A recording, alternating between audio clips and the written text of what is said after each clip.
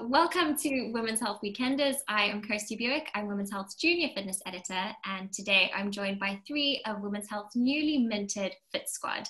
We have Michelle Griffith Robinson, who is an Olympian, a personal trainer, and a life coach, and Luke Worthington, who is a sports scientist and strength and conditioning specialist. And last but not least, Dr. Rebecca Robinson, a consultant in sports and exercise medicine at the Center for Health and Human Performance. So we really appreciate you making time in your busy schedule. I know it's a busy time of year for everyone. Thank you. Really good. Glad to be here. Right.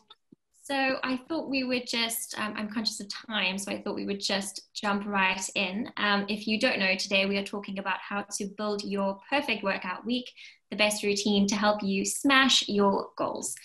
As I said, you guys are all part of Women's Health's Fit Squad, which we're going to talk a little bit more about online and in the magazine if you're interested in finding out more. But yes, I couldn't think of a better team to tackle this topic today.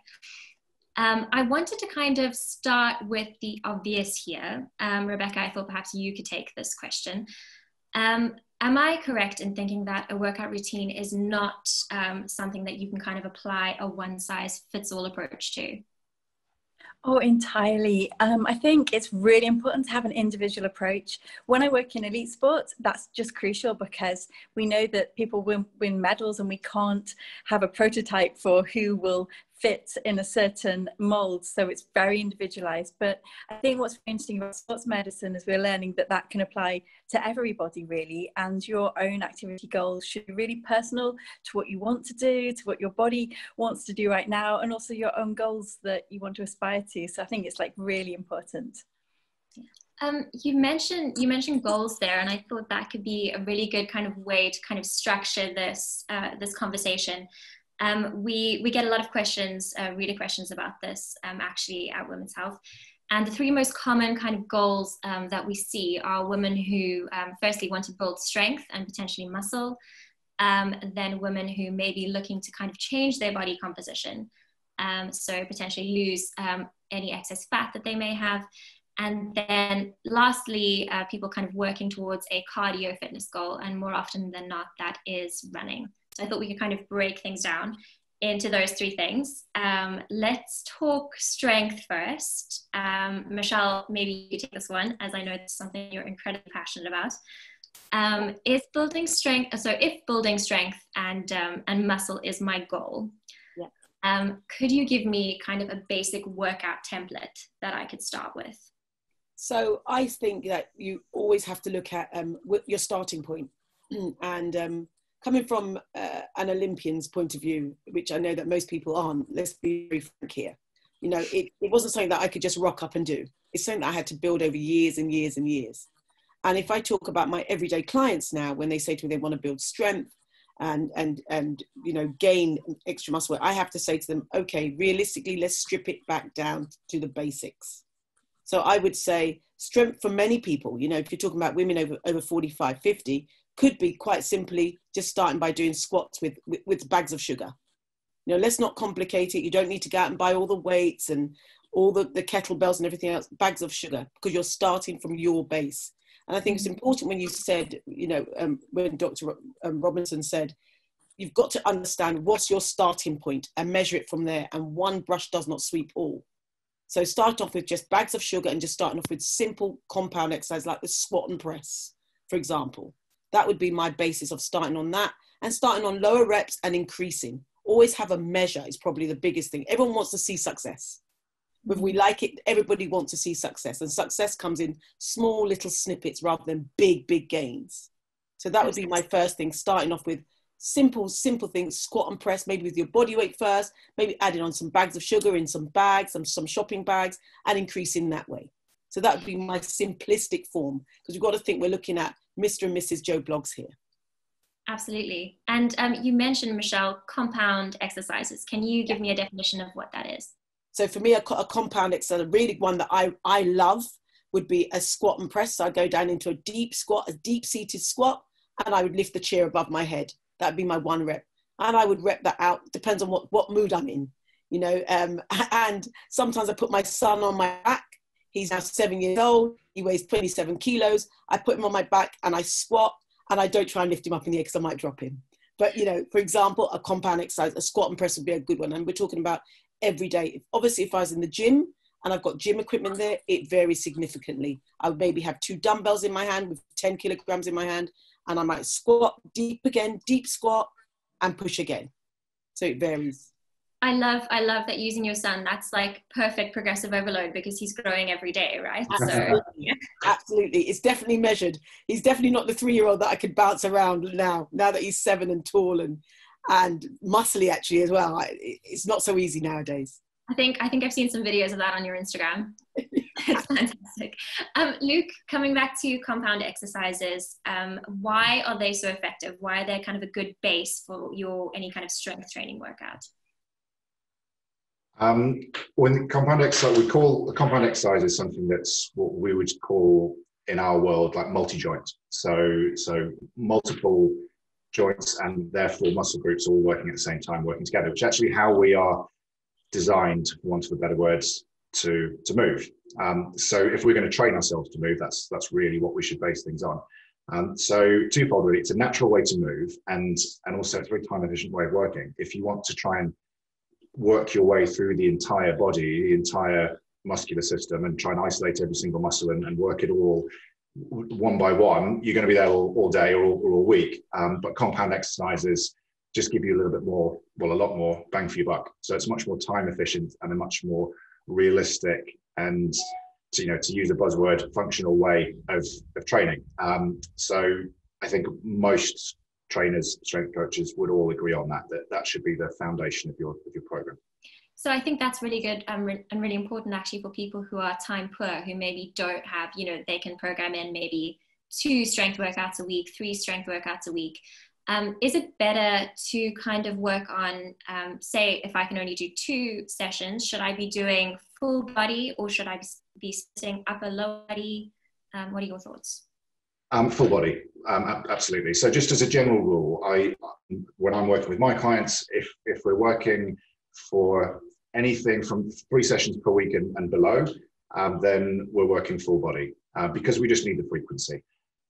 And if we do elicit change, which is kind of the whole point really, then we need to build up that frequency, especially with somebody who's going to be learning new motor patterns, new movements. There's a skill learning element to everything to do. So they need free across the week, is my first reason. The second reason is life sometimes gets in the way. I think all of us on this call are used to either being an elite athlete or working with elite athletes, or there's been some connection there, but most people are not that. So for most people, life exists. And so we might schedule out that it's going to be 3 times a week in the gym or 4 times a week in the gym. More often than not, that doesn't always go according to plan. If you've got a full body exercise program and you miss a day, it doesn't really happen. Doesn't really matter, sorry. Whereas if you've got some quite elaborate splitting things out on different things on different days and you miss a day, you've got to then answer the question, well, now what do I do? Has that messed up my whole week, or do I start again, or what happens? So as a general rule, 3 workouts a week and below, definitely full body. People new to exercise, full body pretty much all the time, because we're trying to build up frequency and also just give them that cushion that if things go wrong, it's not the end of the world. Yeah, and I mean that's really interesting to hear you say 3 sessions or 2 sessions is enough. I mean, if you're looking to build strength and muscle, I think a lot of people will actually be relieved to hear that. You don't have to spend an hour in the gym 5 days a week. Yeah, well, I'd actually just reflect back onto Michelle's point here that it depends on your starting point. If you took someone like Michelle in her heyday, she's not really getting stronger from doing 2 sessions a week because she's at the ultimate peak. So I quite often describe it to people that your fitness journey is getting from A to B, and most people come to us with an understanding of where B is. They have an understanding, or at least a vague idea of what their goal is, where they want to be, but not a lot of people have a real understanding of where point A is. Mm-hmm. And you can align it to giving directions really as well. If we're all in London and somebody says, what direction is Birmingham? We'll say north. If we're all in Edinburgh and someone says, what direction is Birmingham? We'll say south, and we're both correct. Yeah. Because the answer is relative to where your starting point is. And the same with your exercise journey. If you want to find a particular destination, whether that's, you know, run a 10K or lose some weight or build some strength, whatever it may be, you can sort of aimlessly wander around, and eventually you might stumble across it and find it. Or if you know where your starting point is, you can have a really clear map and plan to try and get there. So I absolutely echo what Michelle is saying, in that if we know where your starting point is, we can then build the plan. But that also depends, that also allows us to answer your question about times per week. You know, if you're an elite athlete, yeah, you're looking for marginal gains and you're looking for that 1%. But if you're looking to get started, just start. You know, it doesn't really matter. Just start. If you do half an hour a week, that's better than nothing. And then we can look to build and get more complicated and more frequency and so on. Yeah. I mean, in terms of kind of your weekly schedule and how many times you're training, Rebecca, maybe you could take this one. Rest. How important is it when it comes to strength gains? What's happening in the body that means that I have to actually not train a few days a week to see results? Oh, well, rest is like where the magic happens. That's where the adaptation happens. So, and Luke will probably want to add some things in here, but basically when we train hard, we're kind of pushing the muscles, pushing the body in terms of physiologies, all the chemical reactions that go on to try and build up our aerobic and also strength fitness. So in terms of strength, that's really about getting those protein building blocks and sort of the process that it then takes to generate muscle. But we create the stress on the body through training. So if you're lifting a weight, even if it's a small weight or Michelle's bag of sugar up to sort of big Olympic lifting, we create the stress then. But it's actually when we rest that the adaptations take place. So that's why it's really important if someone's undertaking a new program, again, if they're a beginner or if they're stepping up as an elite, to make sure that they are respecting that with nutrition. So some of the building blocks coming back to like proteins, that kind of thing, hydration, but also sleep. If we don't get that right, even in elite athletes, and sometimes especially in elite athletes, we can sometimes get towards overtraining or under recovery. That's the extreme. For most people, they're not going to quite go near that because we just need people to move more for their general health. It's not going to be an issue, but actually to make the journey more fun, there'll be days and it comes down to planning them when we push things, and then days when we actually rest. And rest might not be doing nothing. Rest might be a good walk with a friend or a light jog. So some athletes will talk about like active recovery. So they're kind of resting from the really high intensity, but they're not trying to do that high intensity every single day. I really like, I like what you said about active recovery, and I have a question about that, which I'm going to save for the end because I think that is very important as well. Michelle, I want to come back to your bags of sugar. Yeah. If I am strength training at home, even if I'm not a complete beginner, this is a very selfish question. I'm just, kind of seeing where I need to be to hit my strength training goals. If I'm not a complete beginner, if I have been exercising a fair amount, maybe taken a bit of a break over the festive season, and now I want to get back into things, I'm strength training at home. What kit do I need to invest in? Do I need to invest in kit? That's down to individuals again. So we'll use you as the guinea pig here. Let's use you. My question to you would be, what stuff do you have at home? That would be my question. Adapt your training to what you have at home. So maybe you have got, I don't know, bags of beans, tins of beans that you could put in 3 or 4 tins of beans in a bag, for example. And then I would say to you, right, let's start with, you've had a rest over the festive season. How much rest have you had? Have you completely done nothing?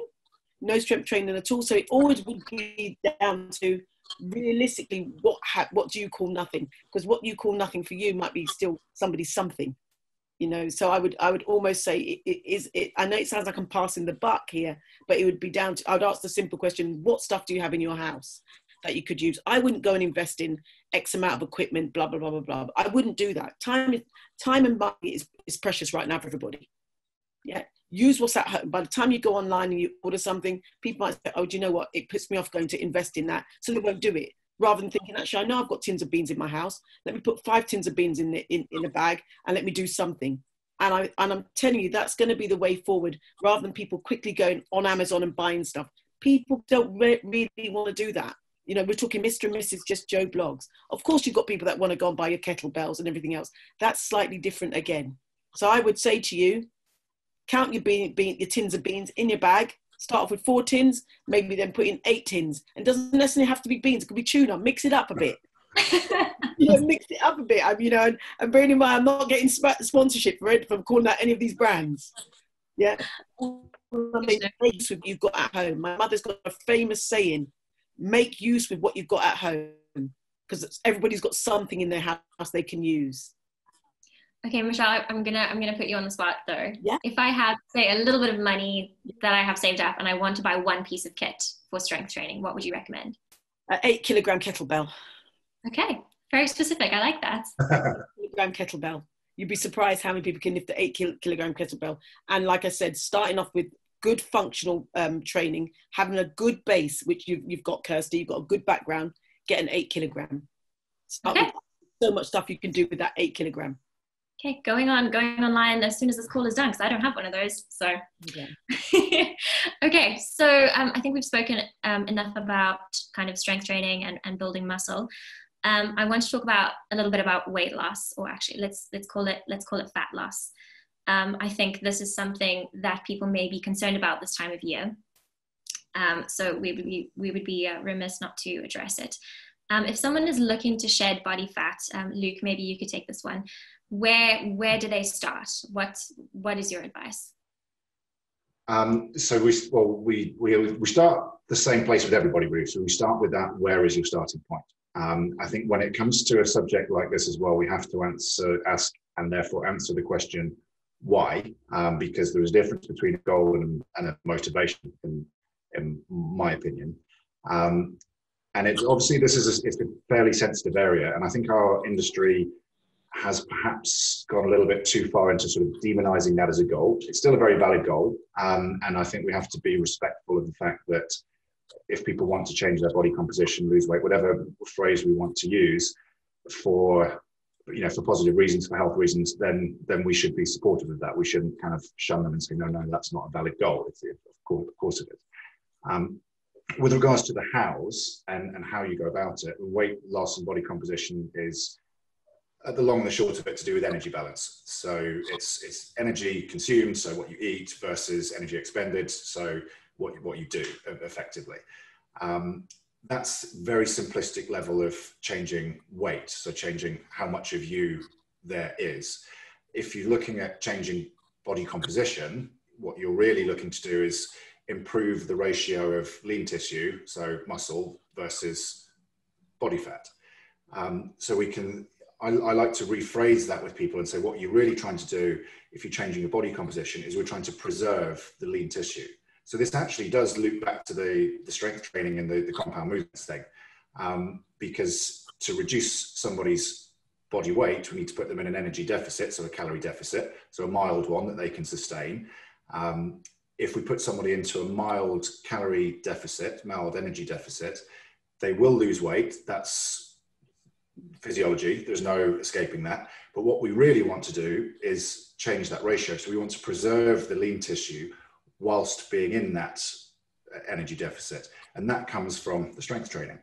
So it's a twofold approach. You have to get the nutrition right and to create that slight, and I say slight because we want something that's sustainable, calorie deficit, whilst at the same time prioritizing the strength training, which retains the lean tissue as the body fat reduces. It's a very long-winded way of explaining it, but basically, so energy deficit and strength training. Okay. That's the summary. So Rebecca, I know Luke has mentioned strength training now. In your opinion, kind of physiologically speaking, I know this is a massively contentious topic, but is there kind of a magic bullet way of training for weight loss? I think Luke actually just nailed it in a way. It's that approach. We've got to have it in a healthy mindset and a long-term approach. I think everything else, like if people try to restrict very significantly, they're going to either get injured or ill or lose motivation, might be the most likely. That, I guess, the approach that Luke has outlined, you really have to have a healthy mindset. You have to be thinking, I want to be doing this for my health or to kind of improve the muscle mass. And I guess for me, medically, when we think about someone with more muscle as opposed, not necessarily muscle bound, but more muscle lean tissue as opposed to adipose, usually that kind of is mirrored on a visceral, that means like the organ level. So if we know that someone might have a little bit of extra body fat that they don't quite like around their tummy, but actually that's fine. If they're fit and healthy, we tend to be able to say, without doing fancy scans, that we know there'll be less fat hanging around the organs, and we know that that's a risk if there's fat hanging around the organs. I think the other thing I liked about Luke's approach too is that we do struggle with people who have disordered eating, or what we call body dysmorphia, which is where people just want this muscle to be bigger or this area to be smaller. And we've got to love our bodies that we're in. We've only got one, you know? So I think if it's that approach to actually, I want to do this exercise that's going to make me stronger, or I'm going to be able to keep up with my kids or my friends, then that's the one where we can have a daily program and say, yeah, this is why we're doing it. Because I think anything else will tend to kind of go wrong somewhere along the line, and maybe just not have us at that optimal sort of health and happiness in ourselves too. So I love that. That's I really love that. As a life coach, saying what you just said then really warms my heart. And I think that's some of the messages that I would love this industry to push ahead. Let's think about the bigger picture here, not just to fit into a size 8 dress, not to fit into, you know, not just show my friends I've got guns or anything like that. Think about the health implications behind it. And I think that's a really important message for us to start with young people, because that's where a lot of mental health issues occur, from body images. So I thank you for that. Absolutely. Thank you, Michelle. I know, so kind of talking about strength training, and I think a lot of people listening to this, maybe if you don't know much about strength training, or if you're new to exercise, will be thinking, but okay, if I do have a little excess weight that I want to lose, strength training is going to make me bulky. How is that going to help me lose weight? Michelle, do you want to take this one? I'll leave that to the scientists. I'm just from a point of view that I've always heard. I'd go into a weights room, you know, when I was at the peak of performance, and people say to me, "Oh, I'm not going to go into the." I'd have women say, "Oh, you're going to the gym?" I say, "Yeah, but you're going to look like a man." So, and I say, "Well, I don't look like a man. It's not going to happen. I don't have the capacity for that to happen." So I'll pass that question on to the sports scientists in the arena here. You guys answer that question better than I can, because mine might have profanities and might not be for now. So. I'll jump in with that one, because this is a real, I mean, I come across this on an almost daily basis, and it's still now, it's still a conversation that needs to be had. Every time I think, right, we've done it, we've nailed it, that's gone, it comes back again. So yeah, happy to say it again. You can't make something out of nothing. That's a fundamental law of life and physics and physiology. You can't create something out of nothing. If someone knew how to do that, they'd be, you know, very wealthy, and they wouldn't be a personal trainer, that's for sure. They'd be a Nobel Prize winner. You can't do that. So if you're going to lay down new tissue, then there has to be made from something. So that has to be made from an excess of fuel. You have to fuel growth. And as Rebecca was saying earlier, with regards to, you know, this surplus of protein required to build strength, to repair muscle tissue, and so on. If you're trying to build muscle, that you need to have this calorie surplus, and specifically a protein surplus, to feed that, to allow that to happen. You can't just build a muscle out of air. That doesn't happen. So if we kind of go back a stage and say that this body composition, stroke weight loss, fat loss, whichever phrase we want to give, is about managing an energy balance. If you've got that energy balance right, you cannot get bigger. It doesn't work that way. It just doesn't happen. So that's the kind of, I suppose, the coming at it from a physiological point of view.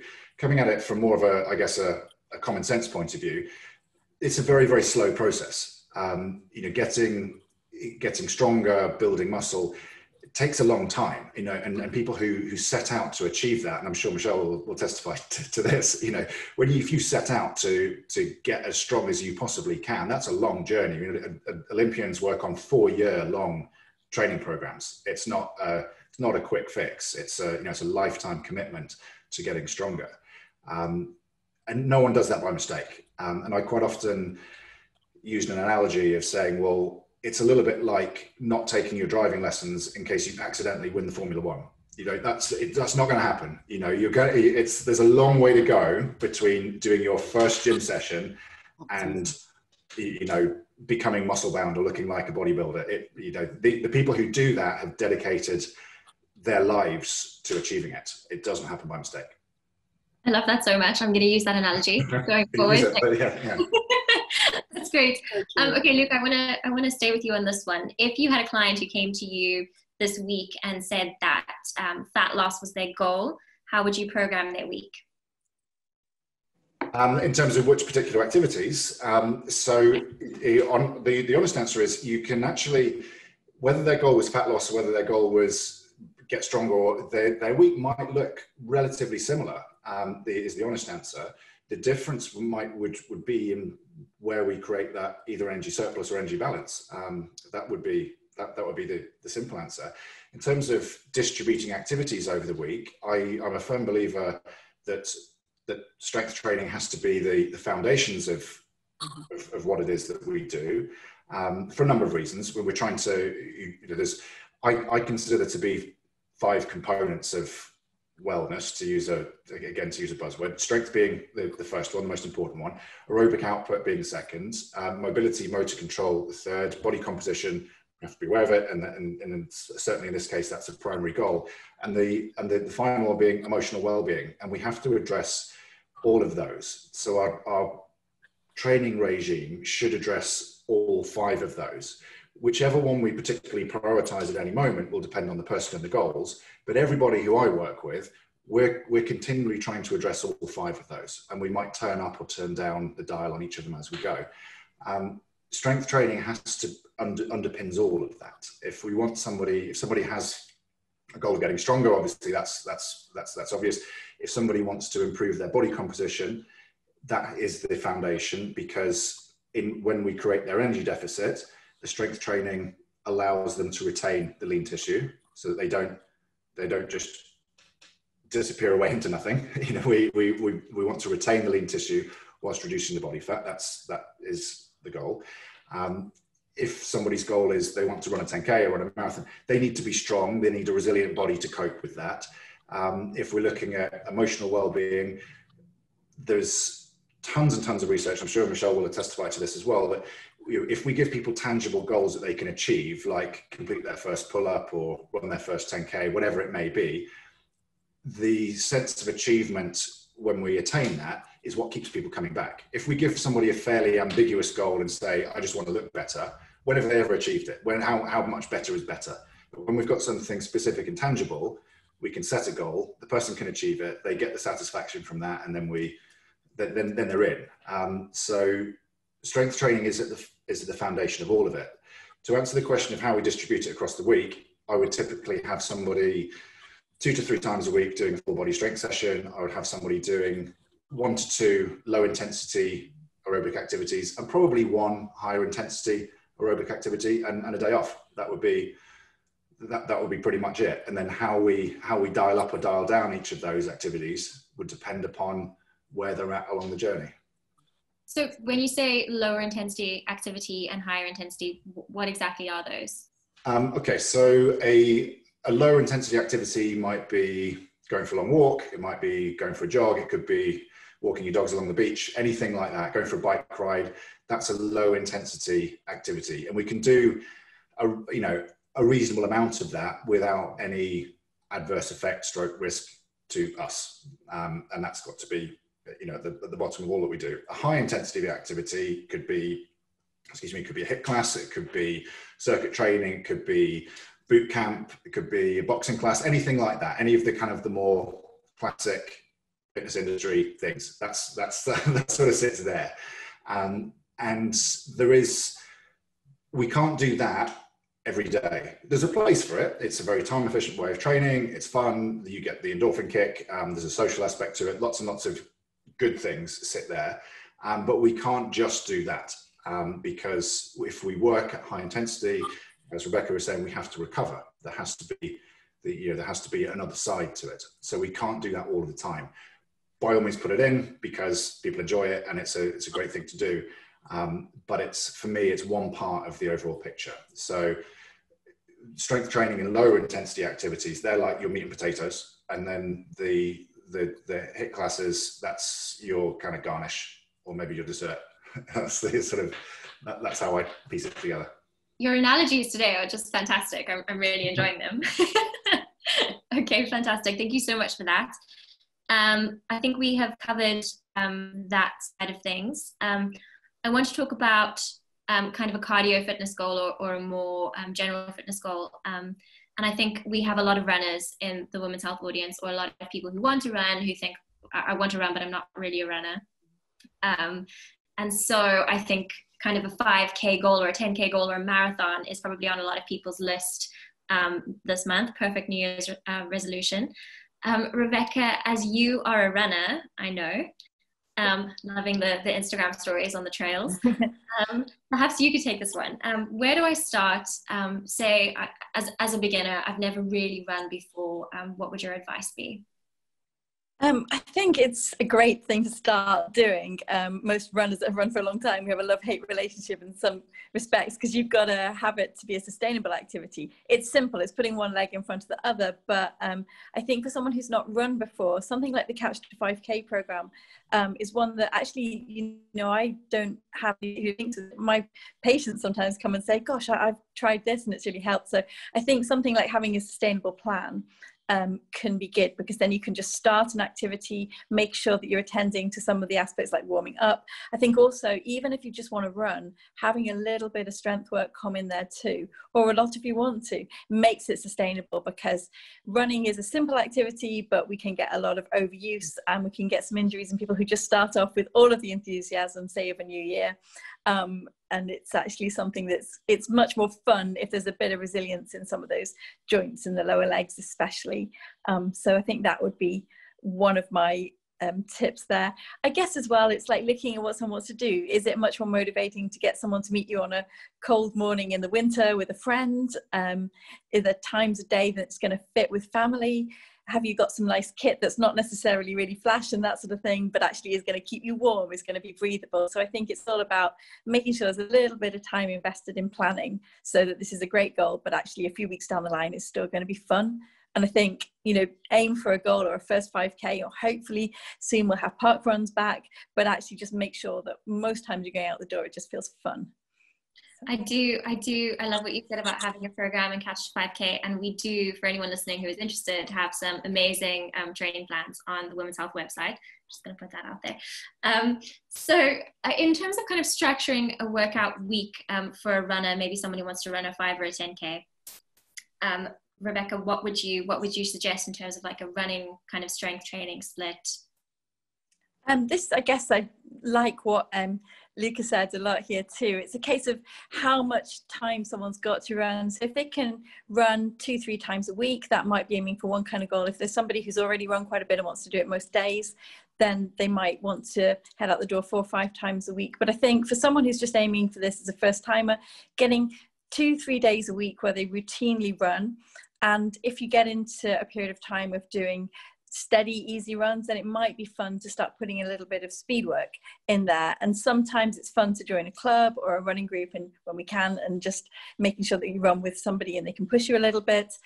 So having a little bit of structure, then Luke might want to give more meat on the bones of this too. But I think it's keeping some what we call consistency, so that somebody, you know, going out the doors, having those easy runs where you're building that aerobic base is the foundation. And then sort of depending on the length of time of the program, you can start layering in interval sessions, which are those ones like those desserts. I think I'm guilty of sometimes wanting too much desserts, as in you want to do those sessions more than you want to do the kind of easy, steady runs.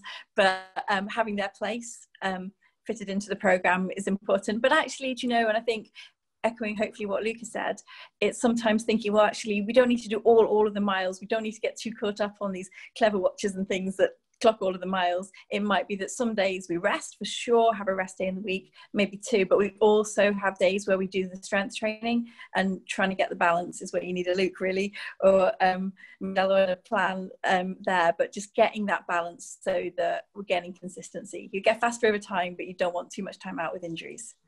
Absolutely. And you mentioned cool watches. Is it a good idea for me to have a watch if I'm very serious about my kind of running goals this year? They're very clever instruments. I mean, I've run for long enough to have had a stopwatch, and you just stop and start it. That's really kind of what you do.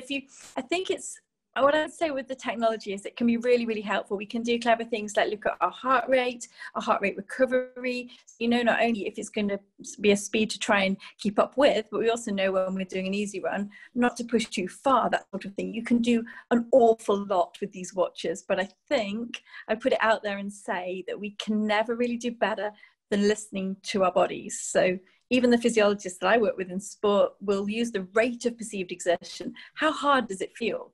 You know, if you're pushing it, but today you're not actually going as fast as you were the other day, but it feels hard. Sometimes that's the day to back off. And actually your body will tell you that. So I think we can use the technology, but we got to be careful it doesn't use us. And we got to be careful that we don't have to stop the watch at 0.00 at the end of the mile. You know, so I think, yeah, have the technology, especially if you find it fun, but use it, not the other way around. I'm definitely very guilty of that. I find it so motivating to kind of chase those numbers and then completely just stop checking in with my own body. You know, and so often I can see Michelle nodding as well, that you know your body will tell you what it wants and what it needs. Michelle, in terms of kind of injury prevention, because I know that you are a runner as well, you do enjoy your runs and you go out with your family often. What should I be doing to make sure that I don't kind of get shin splints? I think a lot of people are complaining about that as new runners, or any other kind of injuries. What will help? So when you mention shin splints, and I call it shin soreness for most people, because shin splints is when it's got quite the other way. So when you've got severe shin soreness, which can lead to shin splints, I would say it's overuse. Your calves are very tight. You know, your lower legs are very tight, and also to watch your trainers. One thing that we haven't mentioned here is your equipment that you're using. You know, your trainers are an integral part of your performance. Yeah, and again, it could be that your trainers have lost the foam, the spring. You know, we're not here to promote any brands, but just recognizing that if you've been wearing the same trainers, for example, for the last 5 years, it may be time to change them up and switch them up, because the foaming that's giving you the support under the arches, the plantar fascia, all those type of things will affect you, you know, and make you have shin soreness inevitably. Rest is the key thing there. I would say resting in between. I'm not an advocate of running every day. That's just me. I don't run every day, but I'm not a Paula Radcliffe. I don't come from that template to start with. So I'm not, you know, you wouldn't see me doing that anyway. So I would say I generally like to do a run, rest, run, weight session, rest, run. That's how I, you know, how I would do it. If I'm on a 5K or 10K challenge, I've run 5 half marathons, and that's how my week would go. But I'd also implement hills in that as well. You know, I like a good hill running, because that's strength in itself as well. And living in Devon, trust me, you've got some serious hills to get the strength work in. So it's about changing it up as well, and watching all the time, getting in there yourself. You don't need to hire a massage therapist, but getting your thumb and going up your shins and your calves, loosening them off, you know, at every opportunity makes a big difference to actually your goal. You know, and we talk about sustainability. One thing that Rebecca did mention was about having a goal. When you mentioned about having a goal, I would almost say make yourself accountable to somebody. So finding that person, that partner, that running partner, you know, things are going to get better. We know things are going to get better. Finding that running partner and saying, right, let's meet every Sunday morning at 9. I think when you make yourself accountable, it makes the magic happen. Yeah, and that's regardless of whether it's snowing, raining. You've said to the person you're going to meet, let's meet 9 o'clock. You make yourself accountable. And even if you don't do the session that you plan to do, at least you're doing something. And mention the RP, the rate of perceived exertion. I think following your body is probably more important than following a watch. That's my absolutely. I think that's going to be my rest. And I just kind of want to segue into that a little bit, just generally speaking, not around running and strength training. If you're training for weight loss, whatever your goal is, Luke, in terms of kind of active recovery, I think Rebecca mentioned that a little bit earlier, and that's something that we've spoken about for a story that I wrote as well. Can you explain what active recovery is and why it's important? Yeah, so in active recovery is any form of gentle, low intensity activity, and it's designed to speed up the recovery process. So in general, as you know, as Rebecca's already outlined, really, we do the work. So we create, when we do the work, we're creating damage. All right, that's what's happening on a fundamental level, but it's planned damage in a controlled way. So we're stressing our system. So we're stressing our muscular system, stressing our aerobic system, but in a planned way. And then our body will then recover from that in a stronger position than when it started, no matter which system it is that we're stressing. But if we don't recover, that doesn't ever really happen. All right, so we can recover by either just stopping. So you can just sit on the couch and watch Netflix all day if you wish, or you can do certain activities that will help to promote or speed up that recovery. And some low intensity exercise has been shown to speed up that process. And also it can be enjoyable. So an active recovery session could be going for a walk, it could be doing a yoga class, it could be anything at all. I like to give people active recovery training because, particularly if they're new to exercise, when people are new, they want to do stuff all the time, which is wonderful. But if we give them an active recovery session, you can be doing stuff, but also you're doing stuff in a very different gear. So you still feel like you're on your journey, but we're saying, please go for a 20-minute walk on Sunday, or go to yoga class, go to Pilates class on Sunday morning, but stay out the weight room, or or get off the spin bike, whatever the principal mode of training is. So we're giving somebody a change of gear. What's actually happening when we do that low intensity exercise is we are encouraging and improving blood flow to affected areas. So our blood obviously carries nutrients to our muscles, to the parts that we've worked, which helps to repair them, and transports waste products away. And that will happen naturally anyway. But if we do some low intensity exercise, that just enough to slightly elevate the heart rate, and just so that we're perhaps breathing a little bit more deeply, then that process just speeds up. We're increasing blood flow, speeding up the transport of nutrients to muscles, and speeding up the transport of metabolites or waste products away from them. So it's just expediting that process, really. That also helps me a lot if I am struggling with a bit of DOMS or muscle soreness after a workout. I find that if I go for a walk, cycle, yeah, that helps me a lot. And I think kind of getting back into working out now, it's going to. People ask questions about different supplements and tips and techniques, and vibrating devices and all of these things that are there to sort of And I said, drink some water, go for a walk, have an early night. So they're my top recovery tips. You can't go too far wrong with that. I absolutely love that. Michelle, I want to swing back to you for my last question, which is motivation. It's the start of a new year. I'm really excited about getting into a plan, and my motivation by week 3 or 4 is going to start flagging. What can I do to kind of keep things going? I'm trying to keep this simple because of time. First thing would be write your goal down. Write everything down. I'm a big firm believer in journaling. Write down what you want to achieve. Share that with somebody, which makes you accountable. One of my favorite words, makes you accountable of achieving that goal. And recognizing as well that in week 3 or 4 and in life, things happen, things crop up, but it doesn't mean that should stop your goal. It just means that you might have to adapt. So changing your mindset slightly, thinking, actually, I might need a little bit of flexibility around that, because anything can happen, as we all know.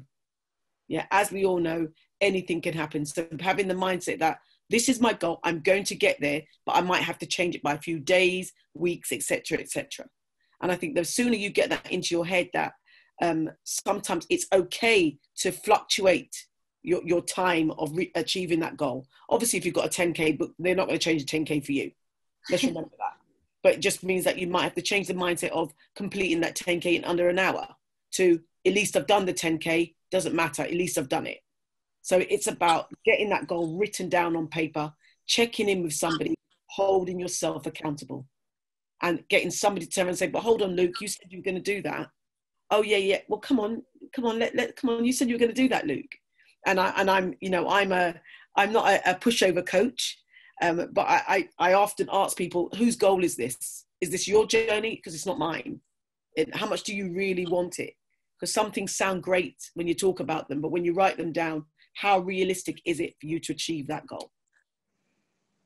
And I think this is something we touched on a little bit earlier. I think it was maybe Luke or Rebecca said, kind of breaking it down. So kind of, I want to fit into an X dress, or I want to have really big biceps. Sorry, that's a terrible example, but you know, so kind of breaking down the goals into something very specific, and making them measurable and achievable, I think. Yeah, measurable, achievable, and meaningful. Absolutely. Yeah. Just to add to that as well, and there's an expression that there's a strength coach in the States who has coined this expression of saying the goal is to keep the goal, which sounds a little bit strange, but I thought you'd like that, Michelle. So it's a little bit, you know, it's a bit of an eyes on the prize thing. And you know, you mentioned Kirsty, sort of New Year's and new programs and all of this stuff. I think that's an important thing to keep in mind, because our industry can be quite faddy.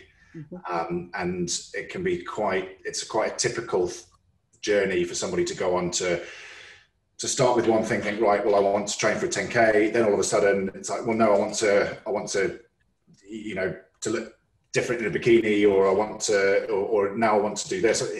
Then they take up yoga, then they want to do CrossFit, and it's all a little bit muddled. So I think if we kind of always just peel it back and say, well, keep your eyes on the prize. So the goal is to keep the goal.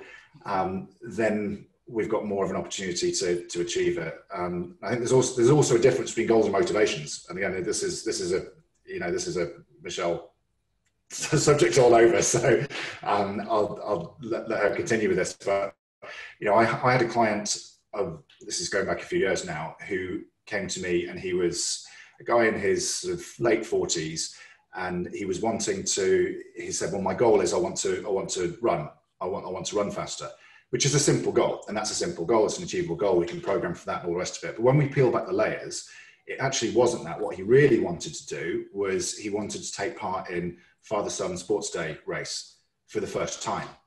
And so that was his motivation.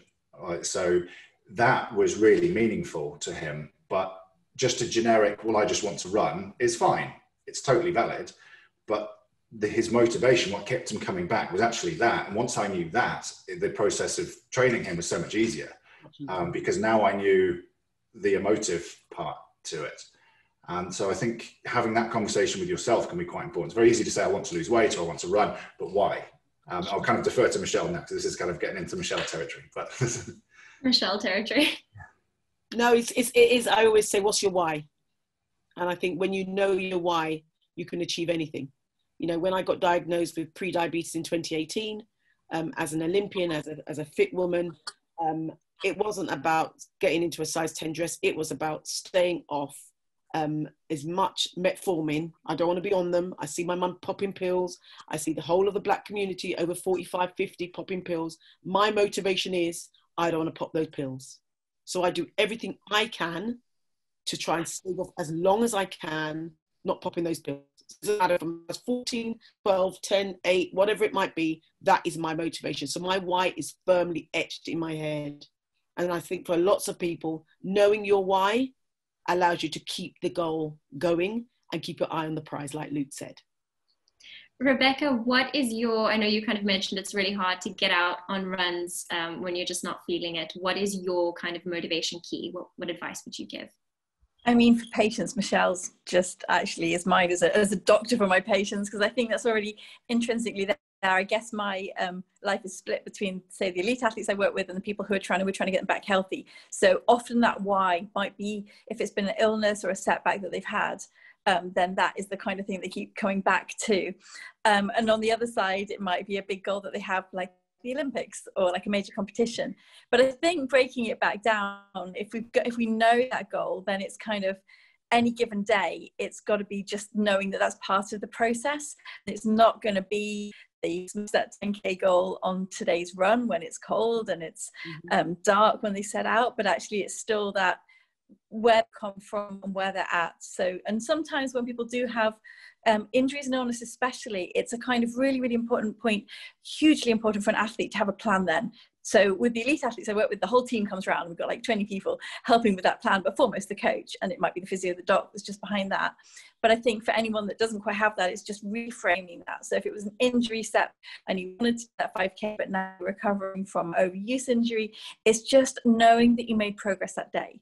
First, that progress might actually be resting and not pushing through pain, but actually just getting those little steps back. And again, with health issues, it might be that you don't get to ditch the pills straight away, but you do that little step, and you know that all of the good things that you're doing to your body, even if it's a day where you've taken a brisk walk, you know that you're getting more of the small muscle fibers repairing, you know that you're getting that blood flow. You just have that confidence that it's all going towards a goal. But I guess it's like a process goal. The process can be part of the goal as well. Absolutely, and kind of enjoy the process too. Completely, yeah. Guys, that is everything that I wanted to ask. I don't know if any of you have anything you think that is important to add to kind of this conversation. No, I just think knowing who you are and recognizing that it's your journey is probably the most important one. It's your fitness journey, it's your life, and taking control of it is where I'd end this conversation. Absolutely. Beautiful. Michelle, you speak in quotes. I love it. Guys, thank you so much for taking time out to chat today. It's been an absolute pleasure. For everyone watching, I hope that you learned something. I definitely did. I'm going to go and rewrite my whole workout plan now. So thank you very much for your advice. It's been a pleasure. Thank you so much, guys. Thank you. Thank you. Thanks.